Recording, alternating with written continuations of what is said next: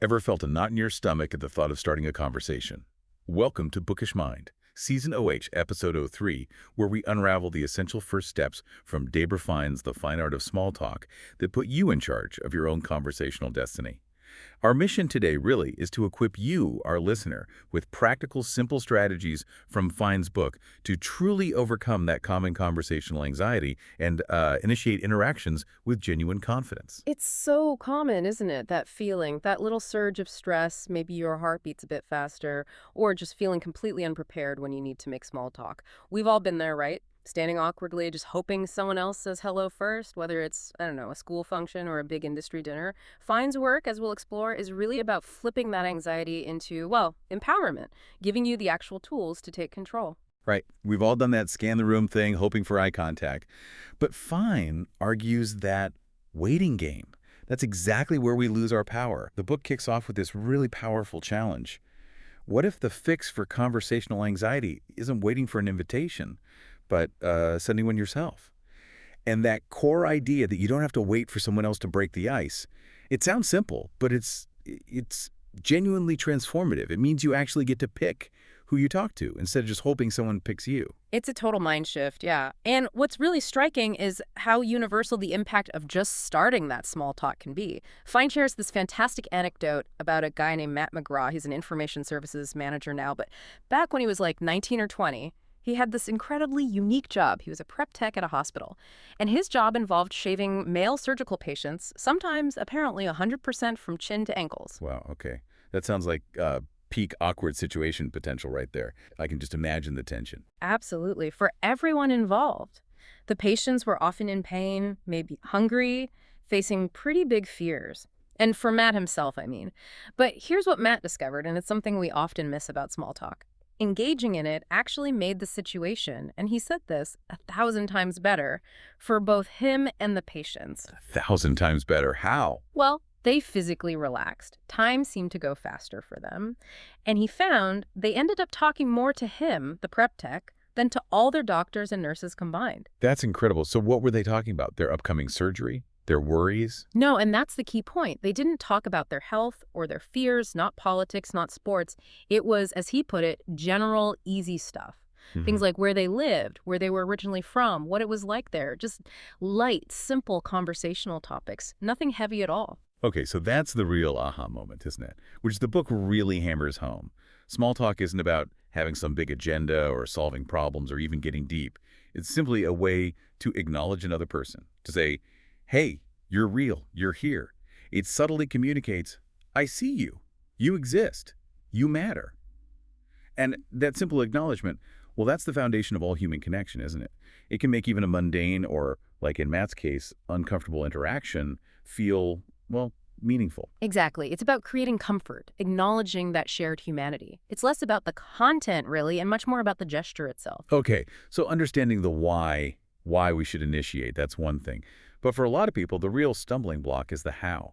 What are those first immediate, almost gut-level actions Fine suggests we can take, to bridge that initial gap, even when we feel that anxiety creeping in? Well, the book introduces these really fundamental, almost deceptively simple rules for getting started. Think about it. We all instinctively respond when someone smiles at us, right? We're kind of wired to smile back. So the very first step, Fine champions is simple. Be the first one to smile and greet the other person. It's a deliberate signal of openness. And that initial smile, those first few seconds feel really critical. Yeah. What about eye contact? How important is that right in that initial moment? Oh, eye contact is absolutely foundational in those first seconds. It's the very beginning of building any kind of rapport. In those brief moments, you're not just, glancing vaguely. You're showing genuine interest in the other person. It's that nonverbal cue that says, I'm present, I'm engaged, I'm approachable. A smile without it can feel, well, empty. Right. Okay, now, if the very thought of smiling and saying hello to a complete stranger makes you want to run and hide, Debra Fine actually has some refreshingly practical practice drills. I'm picturing myself doing the mall drills she suggests, and yeah, my inner introvert is cringing a bit. But seriously, she suggests things like flashing your pearly whites, her words, literally smiling and saying hello to 10 people as you pass them in the mall, or maybe greeting 3 shoppers in the grocery store parking lot. The goal isn't necessarily adept chat at first, right? It's just practicing those small, brave steps until they feel more natural. less scary.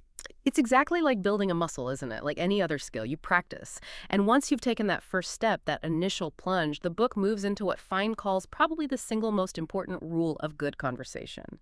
And that's remembering and using names. It sounds basic, but she stresses how essential it is to really focus during introductions, especially now when we're all so easily distracted. Yeah, focusing is key. But remembering names, it can feel so tricky. For something so important, they just seem to slip away sometimes.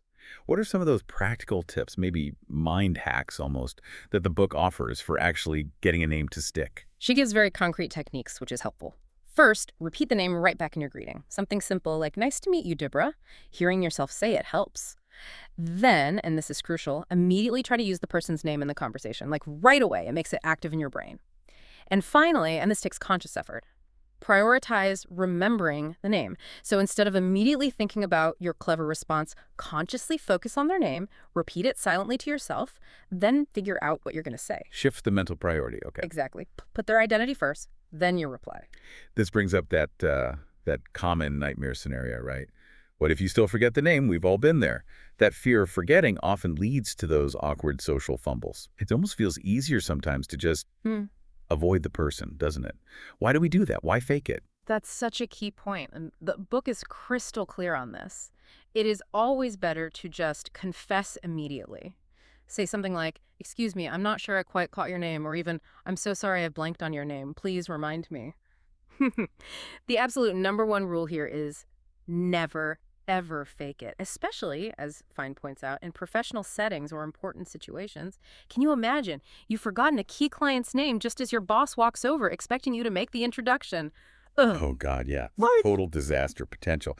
It's interesting how many of these simple social rules, when you unpack them, are less about just politeness and more about reducing discomfort for everyone involved. Absolutely. And think about it. Avoiding someone because you're embarrassed you forgot their name, that just adds rudeness on top of the original mistake. If you just take responsibility, own up to it, tell the truth, chances are you'll actually end up having a perfectly pleasant conversation. It usually smooths things over. It doesn't make them worse. Okay, that makes sense. What about names that are maybe foreign or just unusual? It can feel a bit intimidating trying to get the pronunciation right. Yeah. I know I've sometimes hesitated, afraid I'll butcher it. This is where showing genuine effort really counts. Make it a point to learn the proper pronunciation, even if you need them to repeat it a couple of times. When you take that extra second, you're showing sincere interest in them as an individual, and that's almost always appreciated. On the flip side, if you get lazy because a name seems hard, you're unintentionally sending a message that maybe they aren't worth the small effort it takes. It's a subtle but powerful signal of respect, or, well, lack of it. That's a really strong point. It boils down to respect. Speaking of making people feel important, the book shares this great example from someone named Barb, who ran for city council. While other candidates were maybe sitting up front reviewing notes, Barb would actually get out there and mingle with the audience, making real connections. How did she use this name thing? It was a really clever tactic she used. She found the best way to get people to open up wasn't just asking their name, but how she asked it. She'd make eye contact and specifically ask, "What's your name?" Putting a little emphasis on the word your. Subtle. Yeah, that slight shift signaled to the person, "You are important right now. Your identity matters to me in this moment." She said she never failed to connect when she did that because it made the other person the focus. That really is a host mentality, isn't it? Yeah. It connects directly to what Fine calls hosting the conversation. A good host knows people's names, uses them, makes introductions when someone new joins. It's a form of social leadership, really. It creates this atmosphere of warmth, of appreciation. Yeah. Like you mentioned earlier, saying, "This is Linda with Sun Microsystems and John with the SOI and Sam from the Association of Safety Engineers." Just doing that actually positions you as a central connecting figure in the group. It's generous, but it also subtly elevates your own presence. Definitely. Now, sticking with names, but from a slightly different angle, let's talk nicknames. This builds on using names correctly, but addresses a really common misstep, one that can, subtly undermine the connection you're trying to build. The rule Fine lays out is simple. If someone introduces themselves as Michael, You do not call them Mike unless they specifically give you permission. The unsolicited nickname. Exactly. The assumption should be if they wanted you to call them Mike, they would have introduced themselves that way. You made the effort to learn Michael. Stick with it unless told otherwise. Don't just shorten it because it seems easier for you. This must be a real pet peeve for some people. Mm. The book has this incredibly telling anecdote about it, doesn't it? About Julia. Yeah. Hey, who actually changed her name legally from Debra, specifically because people would constantly shorten it to Debbie during presentations, and she just hated it. She literally changed her name over it. That just vividly underlines how much using the correct name matters to people. It absolutely does. And using correct names extends beyond just the main person you're talking to, even for, say, auxiliary personnel. It shows respect, and it can actually help you. Fine gives an example. You call a client's office, the secretary answers, "Catherine Winter's office, this is Susan." The recommended response isn't just, "Hi, may I speak with Catherine?" It's, "Hi, Susan, this is Deborah Fine, may I speak with Catherine?"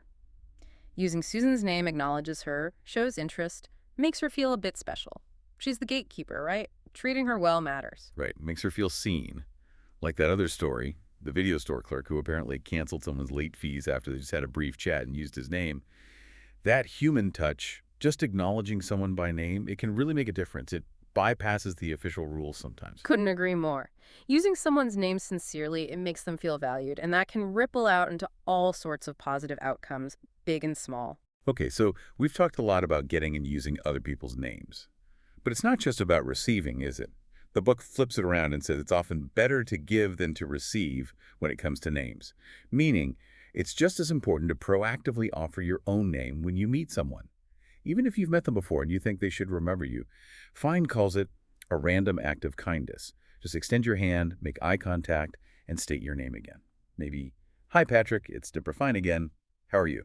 The simple gesture, she says, lets Patrick off the hook, if he happens to have forgotten your name. He doesn't have to feel awkward or stall the conversation trying to place you. And why is this necessary so often? Why do we expect people to remember us out of context? Think about that relatable example in the book, The Periodontist Husband. His patients see him out somewhere, maybe a restaurant, and they recognize him instantly because he worked inside their mouth, but they launch into conversation without reintroducing themselves. Meanwhile, the poor husband is standing there, completely clueless about who this person is, feeling awkward, unable to even properly introduce his wife. Right. Or the realtor example. You remember her because you bought a house from her, a huge life event for you. But you bump into her at the gas station when you're in sweats. She sees hundreds of clients. She likely won't place you immediately. Exactly. It's a fundamental mismatch in context and memory load. So the advice is simple. Cut her some slack. Offer your name when you say hello. Always assume they might need a reminder, and offer your name first as a courtesy. Make sense? Precisely. It's a small thing, but it avoids that potential awkwardness right at the start and lets the conversation flow much more smoothly right away without that, "Uh-oh, who is this again?" moment. So let's sort of wrap up our deep dive today into Deborah Fine's The Fine Art of Small Talk. We've really seen that taking the initiative, starting the conversation, it truly empowers you. It puts you back in control of your social interactions. Simple things, powerful things, like being the first to offer a smile, making that direct eye contact. These are the fundamental first steps to building rapport. And mastering names, really focusing on remembering them, making the effort to use them correctly, and then gracefully reintroducing yourself when needed. It isn't just about being polite. It's genuinely foundational to good conversation and building those meaningful connections. You've summed it up perfectly. These aren't just, fussy etiquette rules. They are incredibly practical, almost strategic tools. They actively reduce social stress, they help build real rapport, and honestly, they can even subtly influence outcomes in your favor. By actually using these strategies, you're not just being nice, you are actively taking charge of your social world and fostering connections that can make a real difference, both in your day and potentially in the lives of the people you interact with. So now that you're armed with these essential first steps, taking the plunge, mastering names, here's something to think about. What is one new conversation, maybe big, maybe small, that you will choose to initiate this week? And how might that single, simple act change your day or maybe even change someone else's?